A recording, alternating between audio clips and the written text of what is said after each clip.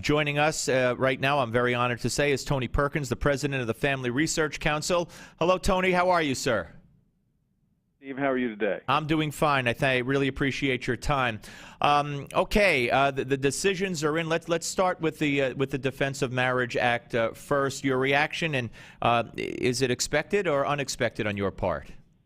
Not completely unexpected. Certainly still disappointing, because essentially what the court said is that the Congress had no real reason to recognize marriage as a union of a man and a woman, and certainly the social science, 4 decades of social science, show that that's not the case, that the court does have a compelling policy reason to want to promote the union of a man and a woman as the place in which children are born and raised and brought along into adulthood. So that is disappointing. It is confined to those 12 jurisdictions that have same-sex marriage currently.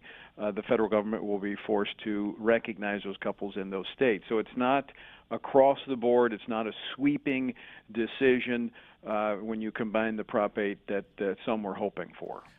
Do you feel, and you're right, it's not sweeping, and I guess the court could have gone further. You know, Samuel Alito says that there is no constitutional right for same-sex couples to marry. I would assume you would agree with him. I do, and I think the Prop 8 case in particular was the one that was, I think, significant. The proponents there of same-sex marriage, Ted Olson and David Boyce, they did not go all the way to the Supreme Court with that case simply to see want to see the court punt on it, as you described it earlier.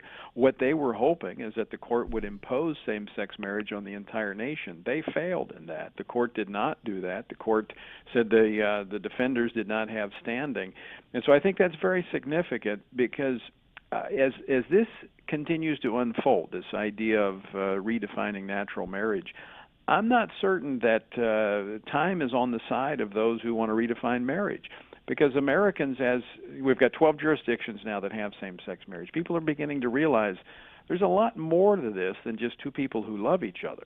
We're talking about all of Americans being affected, where parents are losing the right to determine whose moral values their children are taught, whose values they're getting. Religious liberty. We have bakers and photographers and florists who are being forced under the threat of action by the state to participate in same-sex marriages.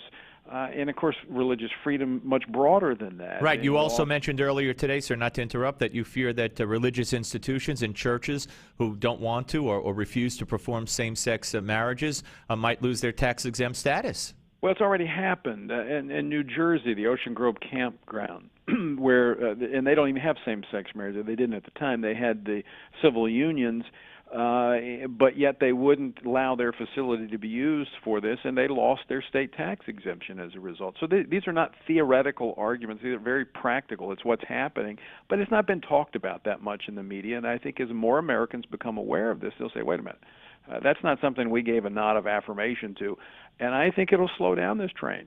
Well, I hope you're right. We're talking to Tony Perkins, president of the Family Research Council, here on the Steve Malzberg Show. You know, Justice Scalia, in his dissenting opinion on DOMA, ripped Justice Kennedy's majority opinion because he feels that Kennedy and the liberals on the court have made demons, if you will, out of those on the court and others who oppose same-sex marriage. And he wrote, to defend traditional marriage is not to condemn, demean, or humiliate those who would prefer other arrangements any more than to defend the Constitution of the United States is to condemn, demonize, or humiliate other constitutions.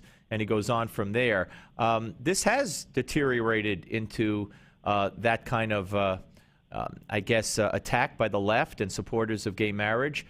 We've seen it outside the court. Does this indicate that this is now spread to inside the court?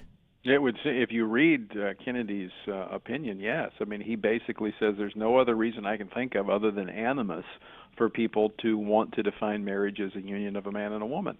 And so, you know, Scalia takes him to task, rightfully so, over that language. And I should note that it was 10 years ago to the day that Scalia, in the Lawrence v. Texas case, warned that this would lead to same-sex marriage. And, in fact, here it is. What we're seeing happen here with the court, and he warns again that there's more to come if the court continues down this path. And there are also, of course, I've played the sound bites from a couple of prominent gay activists who talk about how their goal is to do away with all marriage and let anybody, be with anybody. We've seen efforts in schools across the country, most notably in California, I think, where most of these things start, to do away with the terms mom and dad and just have parent or parent number one and parent number two. I mean, do you fear that, we're headed down a slope that once we get started, there's just no way to stop it?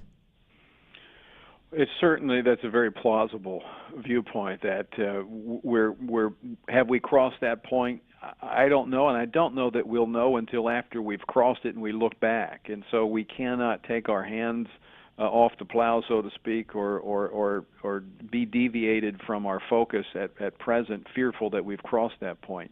We may very well have, but society depends upon the future well-being of society depends upon marriage and family, and it means that children need to have the benefit of a mom and dad. And for those libertarians who are sitting on the sidelines, let those guys fight it out. Look, this has implications for the size and scope of government. When you take away what you're just talking about, the demonizing of those who advocate for traditional marriage, when you force that debate out of the public square, saying, "Oh, look, you can't talk about the social science or the truths that kids need a mom and dad," that's no longer has a place in our public Which debate. is exactly what Obama said about global warming yesterday. The debate is over, and that's what they want to say here. The debate is over. So how do you make up for that when you see a further decline in marriage and family? Well, the only way you make up for it is in more government, bigger, more expansive government programs, more costly government programs, and so you will have to make up for it somewhere. This only exacerbates one of the greatest social and cultural challenges that we face today, and that is fatherless children. This will lead to more of that. I couldn't agree with you more. One final question for you, Tony. We only have about a minute and a half. What would you advise people who are on the wrong side of history, as the media would tell us, when viewing these decisions? They're frustrated, they're upset, or maybe they're willing to throw in the towel and raise their hands and say, what could I do? This is a fait accompli. What would you advise people who are frustrated to do? Well, I almost chuckle when I hear that argument about being on the wrong side of history. You step back and look at 5,000 years of human history. You look at all of history except the last sliver of about the last 5 or 6 years, and it would appear that we're not on the wrong side of history. And I'll stick with what human history has said works, and that is that kids need a mom and a dad. Yeah, okay. Well, that's good advice. Tony, thank you, sir. Really appreciate talking to you. All right, Steve, good to